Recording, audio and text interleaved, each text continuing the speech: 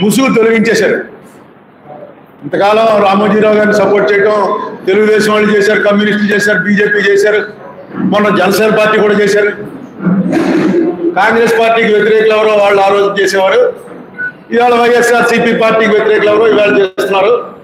సరే, అదంతా రాజకీయం. దాన్ని మనం పెద్ద, ఎందుకంటే రామోజీరావు గారికి ఇష్టం ఉంటే ఇష్టం ఉన్న వాళ్ళు మాట్లాడతారు. ఈ రోజున తెలుగుదేశం పార్టీ అధికారికంగా వాళ్ళ జాతీయ అధికార ప్రతినిధి జరుగుతున్న దాని మీద నేను రెడీగా ఉన్నానని చెప్పాడు ఆయన. నేను కూడా ఆయన వింటూ ఉంటాను. ఆయన అడ్వకేట్, ప్రాక్టీసింగ్ అడ్వకేట్. ఇదే ఈ కార్పొరేట్ లాలోనే ప్రాక్టీస్ చేస్తాడు కాబట్టి నాకు పరిచయం ఉన్న వ్యక్తే. నేను వెంటనే ఆయనకి ఫోన్లోనే అంగీకారం తెలిపాను. టీవీ5లో ఉన్న మూర్తికి కూడా, ఎందుకంటే మూర్తి అడిగాడు అరుణ్ కుమార్తో రెడీగా అంటే రెడీ అన్నాడు. సరే, ఒక ఛానల్కి వెళ్ళడం అంత బాగుండదు, బహిరంగంగా ప్రెస్ మీట్లో పెడదామని చెప్పాను. పెడితే అందరూ ఉంటారు. దాని మీద నాకు ఈవేళ మెసేజ్ ఏమొచ్చిందంటే, మార్గదర్శి వ్యవహారంపై ఉండవల్లితో బహిరంగ చర్చకు సిద్ధం. మార్గదర్శిపై ప్రభుత్వ కక్ష సాధింపు చర్యలను ఖండిస్తూ ఎలాంటి చర్చకైనా సిద్ధమని గతంలో ప్రకటించిన జీవీ రెడ్డి. ఈ పాయింట్లో నాకు వచ్చిన అబ్జెక్షన్ ఏంటంటే, ప్రభుత్వం కక్ష సాధింపు చర్యలు చేస్తే ఎవరన్నా ప్రభుత్వానికి సంబంధించిన ప్రతినిధితోటి మీరు పిలవాలి. మార్గదర్శి చేస్తుంది రైటా తప్ప అన్నంత వరకు నేను వస్తాను. ఎందుకంటే నేను వైఎస్ఆర్సీపీకి స్పోక్స్మెన్ కాదు. డెఫినెట్ గా మార్గదర్శి చేస్తున్న తప్పు అని సుప్రీంకోర్టులోనే వేసిన వాడిని నాకు రావడానికి అభ్యంతరం ఉంటుంది. దాని వరకు వస్తాను. మిగతా మీరు ప్రభుత్వం ఏం చేస్తోంది, ప్రభుత్వం తప్పులు చేస్తోంది, ఇవన్నీ మామూలుగా మీరు ఏదైనా ప్రెస్ మీట్ పెట్టి చెప్పొచ్చు, లేకపోతే మీరు ఏదైనా ఛానల్కి వెళ్ళి దాంట్లో డిబేట్లో మాట్లాడచ్చు. నా దగ్గర కూడా అది మాట్లాడచ్చు. మీరు మాట్లాడడం తప్పట్లా, కానీ దానికి నేను కాదు సమాధానం చెప్పవలసింది. ప్రభుత్వం తరఫున అధికార ప్రతినిధులు ఎవరో చెప్పాలి. మీరు ఆల్రెడీ కోర్టులో వేస్తున్నారు, మార్గదర్శి కోర్టులో స్టే తెచ్చుకుంటున్నారు, అదంతా నడుస్తుంది. సో మార్గదర్శి చేస్తుంది తప్పు అని నేను ఏదైతే అన్నానో, రైట్ అని మీ ఇప్పటి వరకు మనుషులు అన్నారు, ఇప్పుడు ఒక పార్టీ అంటోంది. ఆ పార్టీ తెలుగుదేశం పార్టీ. ఎందుకంటే అధికార ప్రతినిధి గారు వస్తున్నారు కాబట్టి ఖచ్చితంగా దానికి నేను సిద్ధంగా ఉన్నాను.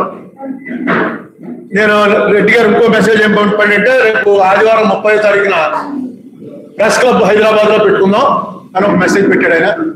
నేను ఓకే చెప్పాను, ఆదివారం 30వ తారీఖు అని. తర్వాత మళ్ళీ ఇంకో కబురు పెట్టాడు. ఆ కబుర్లో ఏం చెప్పాడంటే 30వ తారీఖు Telangana secretariat opening. Telangana secretariat opening ఉండటం వల్ల మీడియా ఎవరు రారండి ఆ రోజున, అంచేత ఇంకొక డేట్ పెట్టుకుందాం అని చెప్పి అడిగాడు. అడిగితే నేనేం చెప్పానంటే, ఇక్కడ ఫస్ట్ వీక్ లో పెళ్లిళ్ళు చాలా ఉన్నాయి, అందుకని ఫస్ట్ వీక్ లో పెళ్లిళ్ళు ఉన్నాయి కాబట్టి నేను రాజమండ్రి వదిలిపెట్టి రాలేను, 10వ తారీఖు తర్వాత పెట్టుకుందాం. సండే అంటే సండే, సాటర్డే అంటే సాటర్డే, మీ కన్వీనియన్స్. ఎందుకంటే నాకు ఎప్పుడు ఖాళీయే, నాకేం పని లేదు. మీరు అడ్వకేట్, మీకు ఏవో లేవు డేట్స్ ఉంటాయి, కోర్టుకి వెళ్ళవలసిన డేట్స్ ఉంటాయి కాబట్టి మీ కన్వీనియన్స్ ప్రకారం చెప్పండి అని చెప్పాను.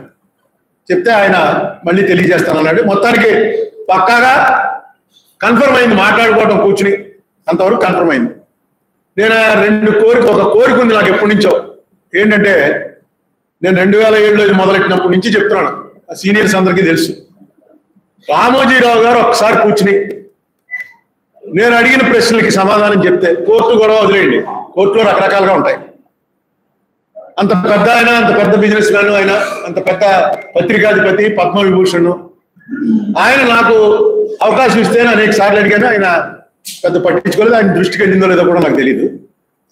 ఈవేళ తెలుగుదేశం డైరెక్ట్ గా పార్టీ తరఫున వస్తున్నారు కాబట్టి మీరు, నా కోరిక ఏంటంటే, రామోజీ ఫిలిం సిటీలో రామోజీరావు గారి సమక్షంలో మన ఇద్దరం దీని మీద డిబేట్ చేస్తే, రామోజీరావు గారు ఇంటర్ఫీర్ అవ్వక్కర్లేదు, మన ఇద్దరం దీని మీద డిబేట్ చేస్తే, ఆయన ఎక్కడైనా కావాలంటే ఇంటర్ఫీర్ అవ్వచ్చు. నేను రామోజీరావు గారి ఫిలిం సిటీ కూడా ఇప్పటివరకు చూడలే, అలాగే రామోజీరావు గారిని కూడా చూశాను టీవీల్లో వాటిలో తప్ప ప్రత్యక్షంగా చూడలే. ఇది చంద్రబాబు నాయుడు గారు చెప్తే ఆయన ఖచ్చితంగా ఒప్పుకుంటాడు. ఇంకెవరు చెప్పినా జీవీ రెడ్డి నేను సరిపోం. నేను ఇలా అడుగుతూనే ఉన్నాను నా చిన్నప్పటి నుంచి. ఆయన ఇటువంటి కేర్ చేయడు. చంద్రబాబు నాయుడు గారు కనుక చెప్పి దానికి ఒప్పించగలిగితే అది ఫస్ట్ ప్రయారిటీ నాకు. ఆ ఏర్పాటు కనుక జీవీ రెడ్డి గారు చేయించగలిగితే కాస్త ఇంట్రెస్టింగ్ గా ఉంటుంది, మొత్తం నేషనల్ ఇంపార్టెన్స్ వస్తుంది. డైరెక్ట్ గా ఆయన సమక్షంలో ఆయన మొన్న ఫోటో వచ్చింది, పడుకుని ఉన్నారండి. అలా పడుకుని ఉన్నా పర్వాలేదు, అలా పడుకుని ఉండగానే సిబిసిఐడి వాళ్ళు క్వశ్చన్లు వేశారు. మనం కూడా ఆయన అలా పడుకుని ఉండగానే ఇద్దరం కూర్చుని ఆయన ఆపమంటే ఆపేద్దాం, కంటిన్యూ చేయమంటే చేద్దాం. అలాంటి అవకాశం ఏమైనా ఉంటుందేమో మీరు చంద్రబాబు నాయుడు గారిని అడగండి. ఎందుకంటే నేను వ్యక్తిగతంగా రామోజీరావు గారి మీద నాకు ఏ వ్యతిరేకత లేదు. నేను ఒక ఇష్యూ మీద మాట్లాడుతాను తప్ప రామోజీరావు గారి మీద నాకు ఏ వ్యతిరేకత లేదు. నేను కాంగ్రెస్ పార్టీలో ఉన్నప్పుడు చంద్రబాబు నాయుడు గారి మీద వ్యతిరేకత ఉంది, కానీ ఈవేళ నాకు చంద్రబాబు నాయుడు గారి మీద ఏ వ్యతిరేకత లేదు. ఆయన వెళ్ళి కలిసి మాట్లాడి వచ్చిన తర్వాత ఏదైనా కొంచెం ఉంటే అది కూడా నాకు పోయింది. ఎందుకంటే ఆయన అందరిలాగే ఒక పొలిటీషియన్, ఓ సక్సెస్ఫుల్ పొలిటీషియన్. ఈయన ఒక successful business man, successful media mogul అంటారు, మీడియా మొగల్ అని పేరు కూడా వచ్చింది ఆయనకి. సో ఇది ఏమైనా ఏర్పాటు చేయగలిగితే అది ఫస్ట్ ప్రయారిటీ. సెకండ్ ప్రయారిటీ, ఎప్పుడు అలా రోడ్డు మీద వెళ్తే తెలుగుదేశం ఆఫీస్ చూడటమే తప్ప దేవి చంద్రబాబు నాయుడు గారు మాట్లాడడం అంటే, మాట్లాడితే ఖచ్చితంగా రామోజీరావు గారు ఒప్పుకుంటారు. నాయుడు గారు మాట్లాడంటే సెకండ్ ఏంటంటే మీ తెలుగుదేశం ఆఫీస్లో పెట్టండి. ఎందుకంటే మీరు ప్రెస్ క్లబ్ అంటారు, ప్రెస్ క్లబ్ లో మీ తెలుగుదేశం సింపథైజర్స్ వస్తారు అందరూ. నాకు ఎవడో సింపథైజర్ ఉండడు, నేను ఏ పార్టీలో లేను, ఎవడో ఉండడు. నేను మాట్లాడుతుంటే గొడవ చేయొచ్చు, మీరు మాట్లాడుతుంటే జైలు కొట్టచ్చు. ఇవన్నీ లేకుండా మీ తెలుగుదేశం ఆఫీస్లోనే పెట్టారనుకోండి, ఈ గొడవ లేదు, అంతా మీ వాళ్ళే ఉంటారు. ఇంకా మీకు జైలు కొట్టక్కలేదు, నాకు డౌన్ కొట్టక్కలే. డైరెక్ట్ గా నిజంగా క్వాలిటీ డిబేట్ వస్తుంది.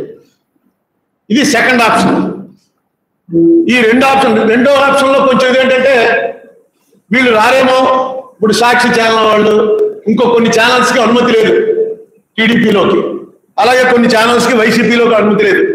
అలాంటి ఇబ్బంది ఏమైనా వస్తుంది అనుకుంటే డైరెక్ట్ గా మనమే ఒక కెమెరా పెట్టుకుని దాన్ని వచ్చేసింది టెక్నాలజీ, అది అన్ని ఛానల్స్ కి రిలీజ్ చేస్తుంటారు. సైమల్టేనియస్ గా మనం మాట్లాడుతుంటే ఒకే ఛానల్ ఉంటుంది, ఒకే కెమెరా ఉంటుంది. అది మీకు తెలుసు కదా అందరికీ. ఇప్పుడు సీఎం ప్రోగ్రాంలు అన్ని ఎవరెవరో చేస్తున్నారు. అలా చేద్దాం. చేస్తే దానివల్ల డెఫినెట్ గా నా కోరిక ఒకసారి తెలుగుదేశం ఆఫీస్ లోపలికి వెళ్ళి చూసాం అన్నది తీరుతుంది.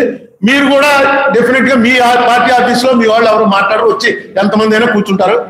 మన ఇద్దరికి చర్చ జరుగుతుంది. ఎందుకంటే ఈ చర్చ కొంచెం ఫ్రూట్ఫుల్ గా ఉండాలి, దానివల్ల ఏదో ఒక అవుట్కమ్ రావాలి. గుర్తునే దెబ్బలాడుకోవడం నేను ఏ పార్టీలో లేను కదా. బుచ్చ చౌదరి గారు ఇలాగే పోలవరం మీద రా విజయవాడ అన్నారు.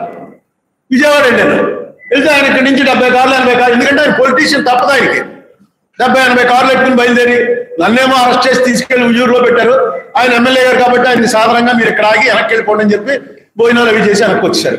ఈ మాత్రం దానికి ఆ వర్షాలు పడుతుంటే వర్షాల్లో వెళ్ళి అక్కడికి వెళ్ళి మళ్ళీ వెనక్కి రావాల్సి వచ్చింది. నోట్ తిట్టారా? అది అయిపోయింది చెప్తున్నాను.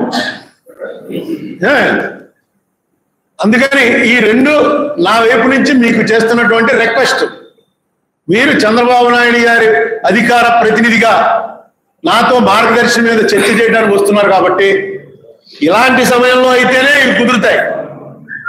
ఎందుకంటే మీరే ఛాలెంజ్ చేసింది మీరే, అంచేత మీకు ఖచ్చితంగా కుదురుతుంది. ఈ రెండు అడిగి చూడండి. వీలైతే అలా పెడదాం, లేకపోతే మనం అనుకున్నట్టుగా రేపు 30వ తారీఖు ఓపెనింగ్ రోజు నాడు పెట్టినా ఎవడో రాడు మన దగ్గరికి. సో ఆఫ్టర్ 8th ఈ ముహూర్తాలు అయిపోయాక పాజిటివ్ గా 14వ తారీఖు మే 14వ తారీఖు ఆదివారం అయింది. ఆయనకి ఆదివారం శనివారం అయితే కంఫర్టబుల్ జీవీ రెడ్డి గారికి, ఎందుకంటే ప్రాక్టీసింగ్ అడ్వకేట్ కాబట్టి. ఆ 2 రోజుల్లో అయితే బాగానే ఉంటుంది. అది మీరు ఆలోచించండి. మీరు ఆలోచించి దాని ప్రకారం ఒక మంచి, ఇది చాలా మంచి ఒరవడి. నేను ఎప్పటి నుంచో చెప్తూ ఉంటాను, డిబేట్లు అంటే ఎవరి ఛానల్స్ లో వాళ్ళు కూర్చుని వాళ్ళు మాట్లాడుకోవటం కాదు, పరస్పర విరుద్ధ అభిప్రాయాన్నే డిబేట్ అంటారు. డిబేట్ అంటే మీరు ఒకసారి డిక్షనరీ మీనింగ్ చూడండి, గూగుల్లో నెట్లోకి వెళ్ళి చూస్తే తెలుస్తుంది. రెండు విరుద్ధమైనటువంటి అభిప్రాయాలు మాట్లాడుకున్నప్పుడే అది డిబేట్ అవుతుంది తప్ప మీరు నేను ఇద్దరం ఒకటే విషయం మాట్లాడుకుంటే అది డిబేట్ ఎందుకు అవుతుంది? మనకు అసలు డిబేటే జరగట్లేదు. ఇప్పుడు అసెంబ్లీలో పార్లమెంట్ లో అది పక్కన పెట్టేయండి, ఛానల్స్ కూడా ఏ ఛానల్ ఆ ఛానల్ అయిపోయింది. వాళ్ళ తాలూకా వాళ్ళే జగన్మోహన్ రెడ్డి కావాల్సిన వాళ్ళందరూ ఛానల్లో కూర్చుని జగన్మోహన్ రెడ్డి గారిని పొగుడుతారు, అది డిబేట్ అవ్వదు. చంద్రబాబు నాయుడు గారికి కావాల్సిన వాళ్ళంతా ఛానల్లో కూర్చుని చంద్రబాబు నాయుడు గారిని పొగుడుతారు. డిబేట్